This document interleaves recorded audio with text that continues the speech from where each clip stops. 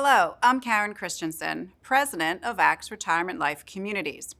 Welcome to another episode of ACTS Vision, Our Journey Forward, filmed on August 18th, 2021.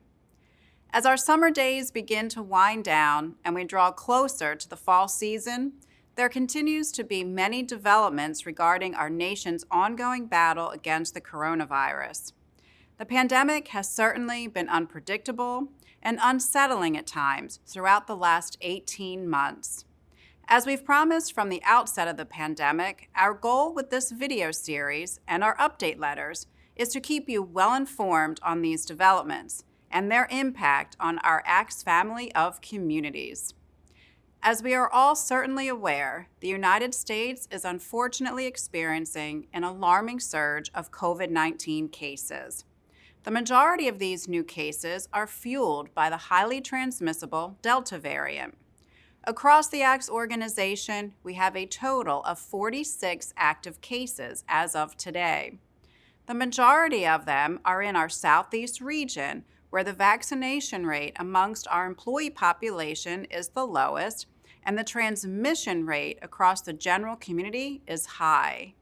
According to the CDC, 95% of our nation's population live in an area with high or substantial COVID transmission rates.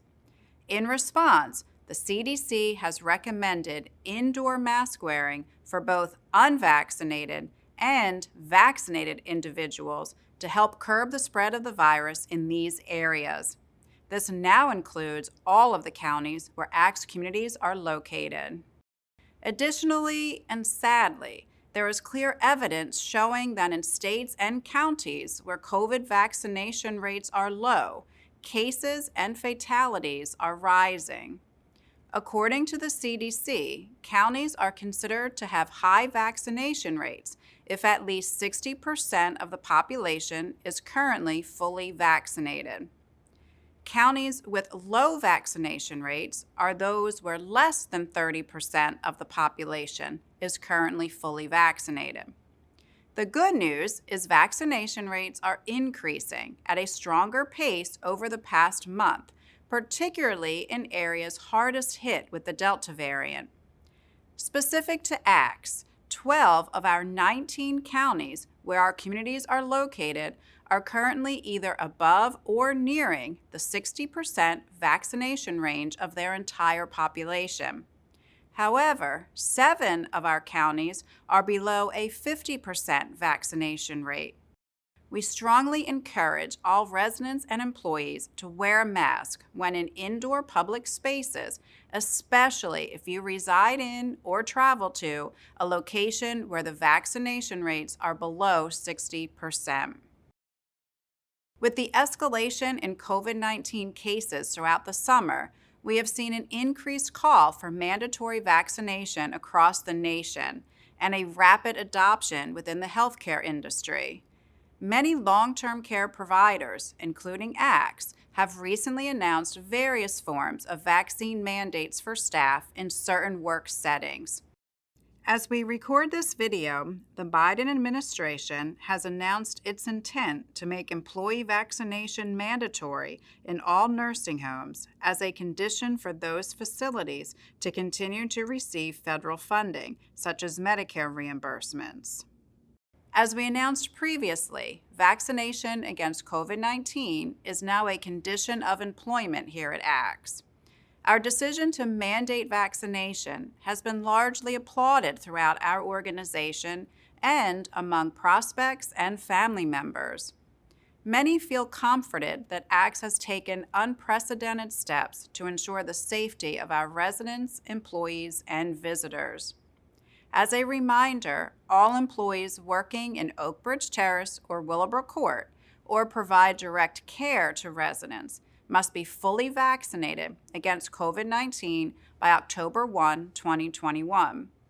All other employees must be fully vaccinated against COVID-19 by November 1, 2021, unless approved for a religious or medical exemption.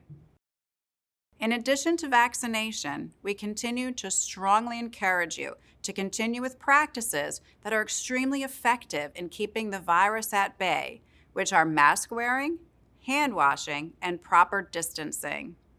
Since the pandemic's onset, together we have overcome many obstacles and achieved many goals throughout this journey.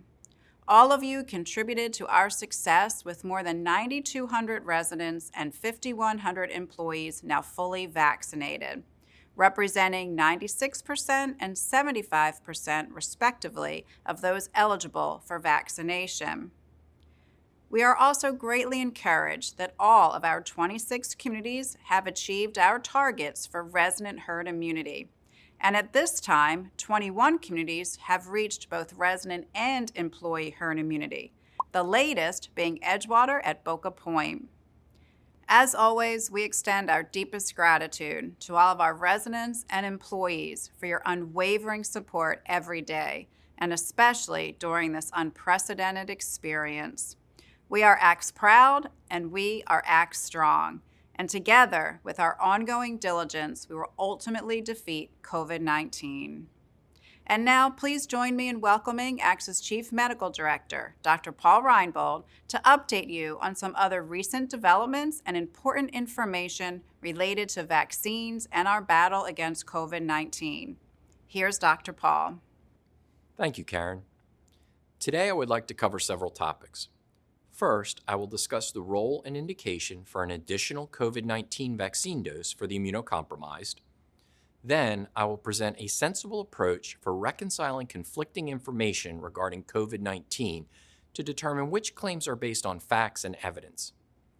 Finally, utilizing this approach, I will present an update and overview of the most recent recommendations regarding vaccinations during pregnancy and while breastfeeding. On Thursday, August 12th, the FDA added an emergency use authorization for an additional dose of both the Moderna and Pfizer COVID-19 vaccines in those individuals with specific conditions resulting in moderate to severe immune compromise. On Friday, August 13th, the Advisory Committee on Immunization Practices of the CDC agreed with this decision.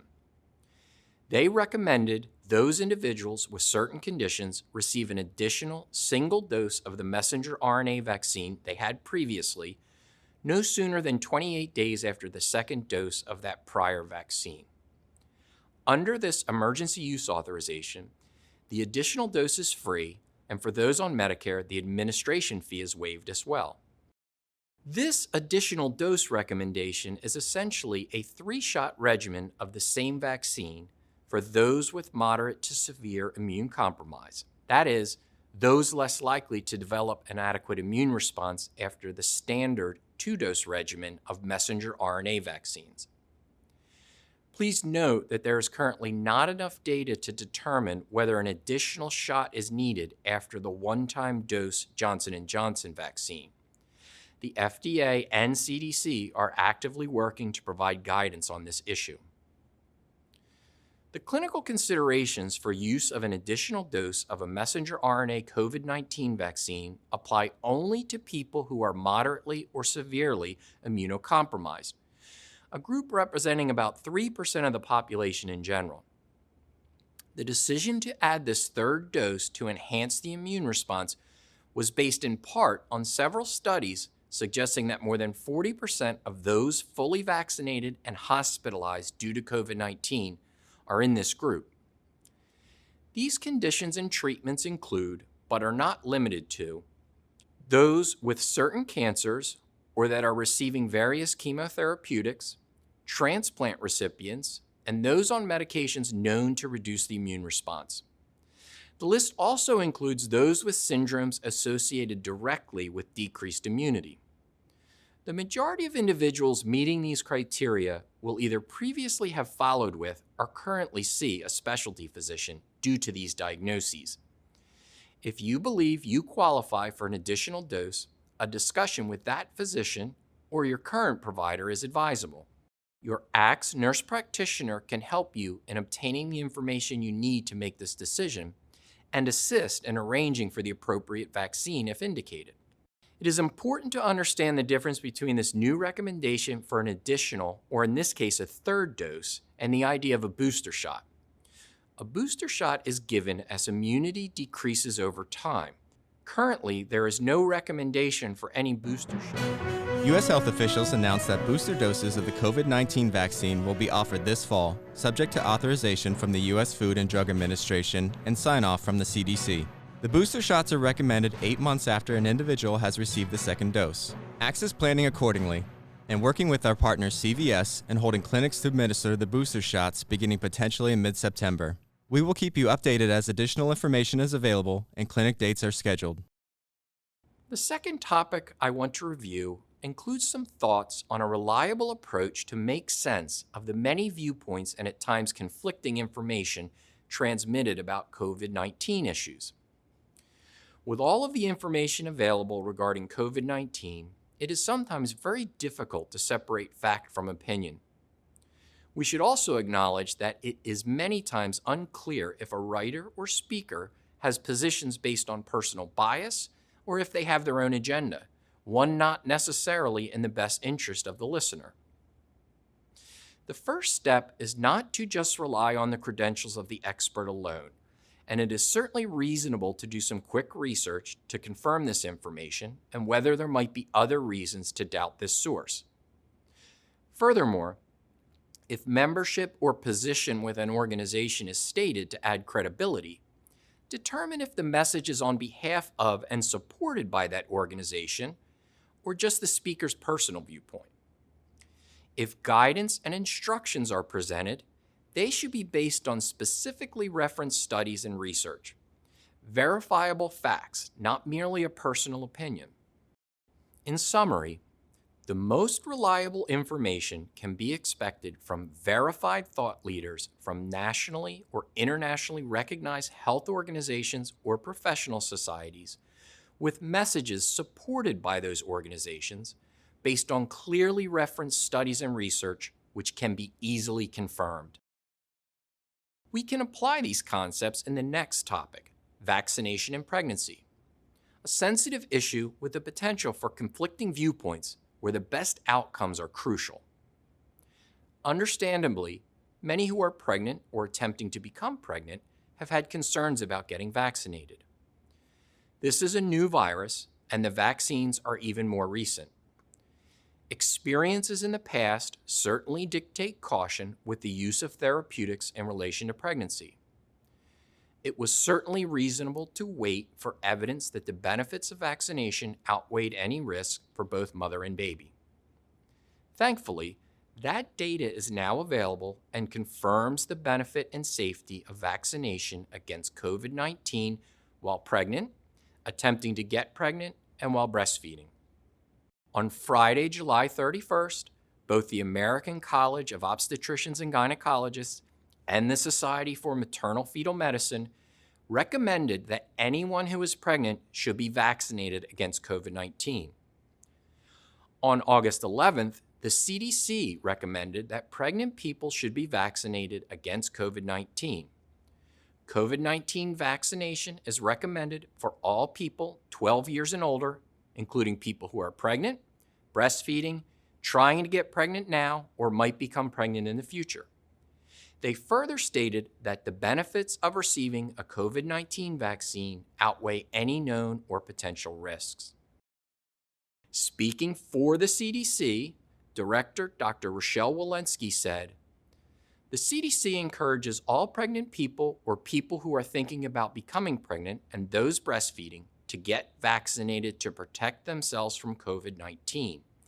The vaccines are safe and effective, and it has never been more urgent to increase vaccinations as we face the highly transmissible Delta variant and see severe outcomes from COVID-19 among unvaccinated pregnant people."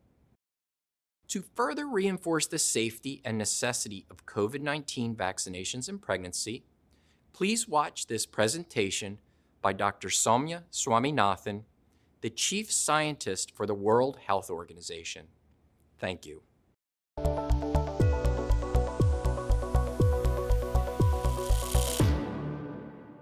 Should women who are breastfeeding infants get vaccinated?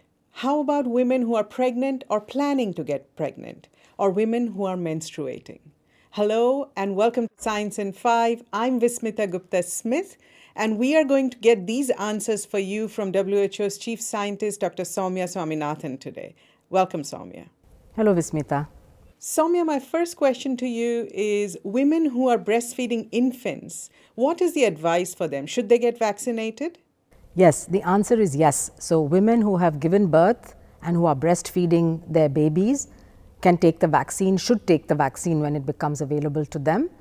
There is no risk at all because all the vaccines that are being used presently, none of them have the live virus in it, and so there's no risk of transmission through the breast milk.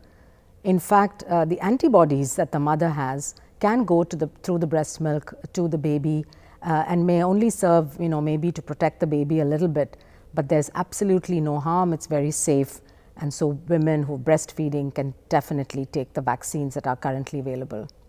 Soumya, what about women who are pregnant or are planning to get pregnant? Yeah, that's really important because pregnancy, of course, is a very special situation because we're concerned about the health of the mother, but also about the health of the fetus, the unborn child. And so any drug or vaccine that is administered during pregnancy, we always take special care to make sure that there is no potential safety concern or any adverse event. In the case of COVID, we know that pregnant women are at higher risk of getting severe COVID and also at higher risk of delivering a baby prematurely. So in situations where there is a lot of COVID transmission in the country and the woman is exposed to it, or if she's in a profession like a healthcare worker or a frontline worker where she's at especially high risk of acquiring the infection, the benefits of getting the vaccine definitely outweigh the risks, particularly since the platforms that we used currently for vaccines are the mRNA platform, inactivated viruses, or the viral vectored platforms or subunit proteins. None of them have a live virus that can multiply within the body and that could potentially create a problem. So I think it's important that pregnant women in every country be explained the benefits versus the risks and be offered the vaccine if they would like to take it. And it's probably the right thing to do in many situations, as I said, where the pregnant woman is at higher risk of getting the infection and where the vaccines would bring more benefits. Soumya, should women get vaccinated when they are menstruating? So there is nothing scientifically to really come in the way of a menstruating woman taking the vaccine, apart from the fact that she may feel a bit tired. But if that's the date on which you have a vaccine appointment and you happen to have your periods, there's absolutely no problem in going ahead and getting the vaccine. Soumya, we hear a lot of misinformation about vaccines and fertility and infertility. Could you please explain the science behind this? Yes, it's a common myth, and I should start by saying that there is absolutely no scientific evidence or truth behind this concern that vaccines somehow interfere with fertility, either in men or in women. Because what vaccines do is they stimulate an immune response against that particular protein or antigen of that virus or bacteria. So in this case, the COVID vaccines stimulate both antibody response and a cell-mediated immune response against the spike protein of the SARS-CoV-2 virus. So there is no way in which they could interfere with the functioning of the reproductive organs in either men or women. So I think people can rest assured that these vaccines in no way interfere with fertility. Thank you, Soumya. That was Dr. Soumya Swaminathan in Science in 5 today. Until next time then, stay safe, stay healthy, and stick with science. Thank you for watching this episode of Axe Vision, Our Journey Forward. Please know that our highest priority remains the safety of our residents, staff, and visitors to our communities. We will continue to monitor developments and mandates from federal and local governments and remain prepared to adjust our campus protocols as needed, quickly and safely.